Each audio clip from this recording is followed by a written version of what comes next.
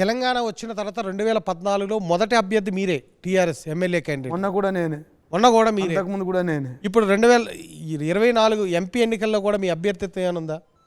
ఇప్పుడు ఎంపీకి ఏమైనా పోటీ చేయబోతున్నారా?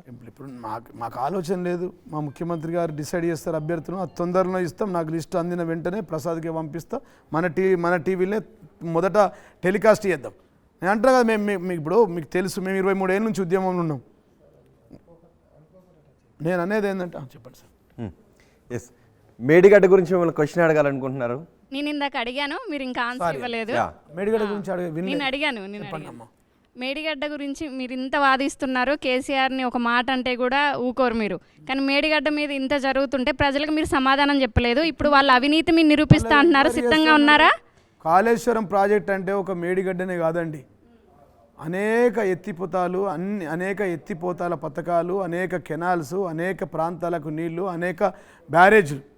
కాళేశ్వరం ఒక్క మేడిగడ్డ దగ్గర ఒకటి అక్కడ జరిగింది, కుంగిపోయిందా? కుంగిపోతే దానికి ఏందో కారణం. నీతి జరిగిందని చెప్తున్నారు కదా, మేము ప్రూవ్ చేస్తా అంటున్నారు, సిద్ధంగా ఉన్నారా? ప్రభుత్వంలో వాళ్ళు ఉన్నారు కదా, మేము ఓకే అని చెప్పారు. అసెంబ్లీ సాక్షిగా మా మంత్రులు చెప్పారు కదా, ఏం ఎంక్వైరీ చేస్తారో చేయమని చెప్పారు.